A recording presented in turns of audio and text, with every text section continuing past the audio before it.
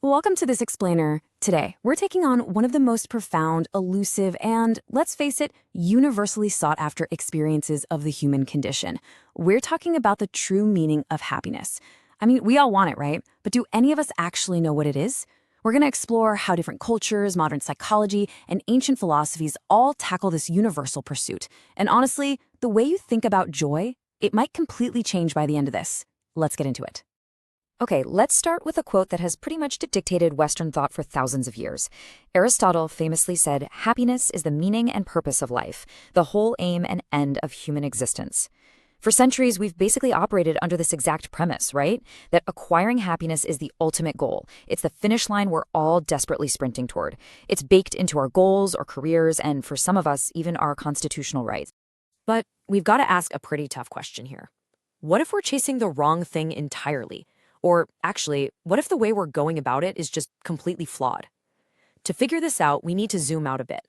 We need to look at how our culturally ingrained definitions of joy might literally be setting us up for failure. And as you'll see, looking at how other cultures do it might just hold the key to a much better life. Section 1. The Universal Quest for Joy. Section 2. How culture defines our happiness.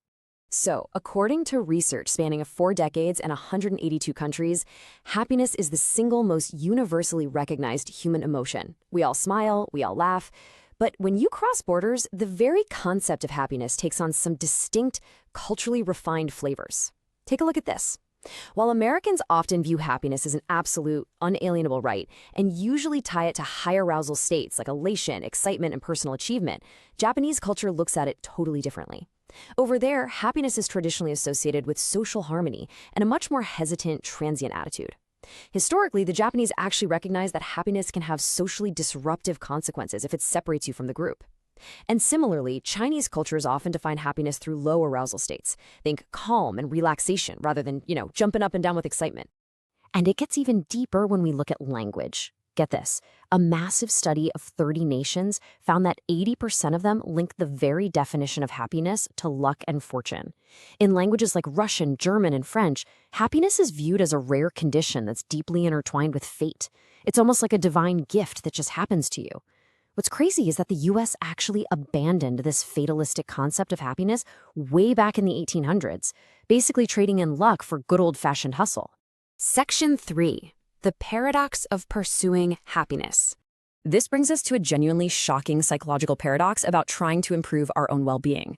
Studies show that the conscious, active pursuit of happiness actually leaves Americans feeling lonely and disappointed. Seriously, let that sink in for a second. The harder they try to be happy, the worse they feel. But, and here's the kicker, that exact same pursuit of happiness actually increases overall well-being in places like Russia, Japan, and Taiwan. So how is it possible that trying to be happy works perfectly fine in one part of the world, but literally makes people miserable in another? Well, the answer lies in how we view ourselves. This massive geographical difference happens because individualistic cultures, like in the West, focus heavily on the independent self and personal esteem. Think about it. If happiness is just about me achieving my goals, it can get incredibly isolating. On the flip side, collectivist cultures in the East pursue happiness in socially engaging ways. Their well-being is tied directly to relationship harmony. They aren't trying to elevate themselves above the group, they're trying to connect deeply with it. It's a total game changer. Section 4. The Ancient Buddhist Perspective. So if the Western pursuit of happiness is quite literally making us lonely, we can find a powerful alternative by zooming all the way inward to ancient Buddhist teachings. According to research, Buddhism offers a framework that flips our modern understanding of joy completely on its head. In Buddhism, sentient beings are trapped in something called samsara. This is a continuous cycle of birth, death, and rebirth. But the really important part is what drives it: ignorance, craving, and attachment. As long as we're constantly craving the next promotion, the next purchase, or the next thrill, we're basically just spinning on a hamster wheel, totally trapped by our own mental attachments. Because of this, true happiness in Buddhism isn't about accumulating external pleasures or chasing those high arousal emotional states we talked about earlier. Instead, it's defined simply as the cessation of suffering, a concept known as dukkha. Dukkha is the fundamental reality that as long as we are tangled up in worldly desires, lasting peace is literally impossible. Happiness isn't about gaining something new. It's about removing the mental clutter that causes us pain in the first place. The Buddha laid all this out in a framework known as the Four Noble Truths.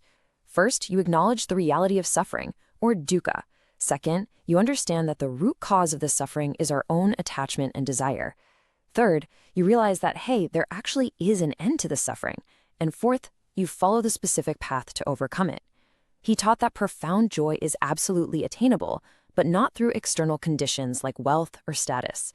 It comes entirely through inner mental transformation and ethical living. Section 5. Cultivating your own inner peace. So, what does all this ancient wisdom actually mean for your daily routine in our crazy, fast-paced modern world? Look, we're not all going to drop everything and become monks, right? But the beauty of these teachings is how incredibly practical they are. We can distill them into everyday tools. First, practice mindfulness. Staying in the present moment stops the anxiety of overthinking the past or the future. Second, avoid toxic comparisons. Comparing yourself to others is a guaranteed recipe for dissatisfaction. Third, limit materialism. Wealth might pay the bills, sure, but it will never guarantee long-term well-being. Fourth, cultivate deep, unconditionally loving relationships. And finally, be grateful. Practicing gratitude fundamentally shifts your brain's focus from what you lack to what you already have. When these worldly desires are relinquished and the mind is disciplined, suffering naturally diminishes. And what's left behind isn't just some boring void of nothingness. It's a profound, unshakable peace. True happiness is a state of being, not a lifelong acquisition. It's really about clearing the clutter from your mind, rather than trying to stuff your life with more things and more achievements. We've seen today that the relentless, individual pursuit of joy might be the exact thing causing your disappointment. We've seen how different cultures find well-being in harmony rather than hustle, and how ancient philosophy teaches us to look inward rather than outward. So, knowing all this, I want to leave you with a final, provocative thought to chew on. Moving forward, will you keep frantically chasing happiness, or will you simply be? Thank you so much for watching this explainer, and I really hope it gives you a completely new perspective on finding joy in your own life.